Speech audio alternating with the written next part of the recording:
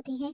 एक पहेली हमें दूसरी पहेली सॉल्व करने में आसानी देती है, और जब हम सारी पहेलियां सॉल्व कर लेते हैं तो हमें एक बहुत बड़ा इनाम मिलता है। और आपको पता है मुझे क्या मिला? ये सारी पहेलियां सॉल्व करने के बाद मुझे ये पेपर्स मिले हैं, और इसमें साफ साफ लिखा है कि मैं आपका बेटा नहीं हूँ, आपने मुझे अडॉप्ट किया है, और मुझे HIV भी है, मैं जल्दी मरने वाला भी हूँ। लोरा इन सारी बातों से टूट जाती है। हालांकि वो सीमोन का बहुत ज्यादा ख्याल रख रही थी। उनकी तकरीबन सारी सेविंग्स सीमोन की मेडिकेशंस पर लग जाती थी, और वो हर पॉसिबल तरीके से कोशिश कर रहे थे कि सीमोन के अंदर से ये वायरस खत्म हो जाए। खैर आज तो वो सीमोन को कुछ नहीं कहती। ऐसे ही कुछ दिन गुजर जाते हैं और ये लोग अपने घर पर पार्टी रखते हैं।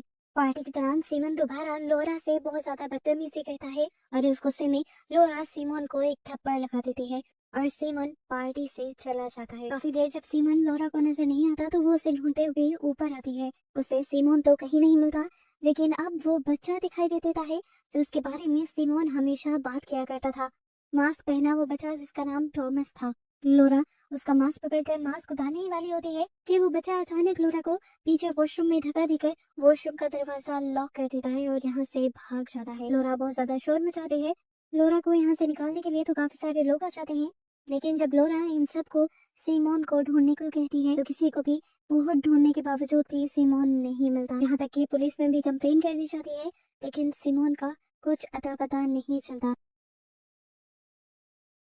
लोरा नीचे कोल्ड शेड के अंदर भी जाती है। वहाँ उसके हाथ से कुछ आयरन रॉड्स गिर जाते हैं, जिसे वो वहाँ पर संभाल के रख देती है, लेकिन सीमोन यहाँ पर भी नहीं था। इसके बाद लोरा उस केव के अंदर भी जाती है जहाँ पहली मर्तबा सीमोन ने उन्हें बताया था कि उन्हें वहाँ थॉमस मिला था, लेकिन वो वहाँ पर भी नहीं था। पूरी रात लोरा को अपने कमरे के पीछे से किसी की आवाज सुनाई देती है, लेकिन वो इन आवाजों का कुछ भी नहीं कर पाती। पुलिस भी इंक्वायरी कर करके थक जाती है, और फिर एक ऑफिसर को लगता है कि जरूर बेनी गिना ने ही सीमोन को किडनैप किया होगा, क्योंकि इन्होंने पता किया था कि बेनी गिना कोई सोशल वर्कर नहीं थी, और कुछ दिन पहले वही आकर लॉरा से सिमोन के बारे में पूछ रही थी। वे लोग बेनी गिना को भी ढूंढने की काफी कोशिश करते हैं, लेकिन कोई सुराग इनके हाथ नहीं लगता। लोरा और उसके हस्बैंड अपने बेटे की गुम होने की वजह से बहुत ज्यादा डिप्रेस हो जाते हैं, और इसी सब के दौरान 6 महीने गुजर जाते हैं।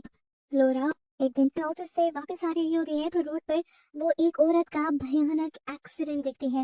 उस औरत को एक कार कुचल के चली गई थी, और उसका पूरा जबड़ा भी टूट कर 2 हिस्सों में डिवाइड हो गया था। उसने देखा कि ये औरत कोई और नहीं बल्कि बेनी गिना ही थी, क्योंकि वो अब सीमोन के गुमने वाले केस के अंदर भी इन्वॉल्व थी। इसीलिए पुलिस उसके घर की भी जांच पड़ताल करती है, और उन्हें घर के जरिए पता चलता है कि बेनी गिना सालों पहले इसी ऑर्फनेज के लिए काम करती थी, जो ऑर्फनेज अब लॉरा ने खरीद लिया था।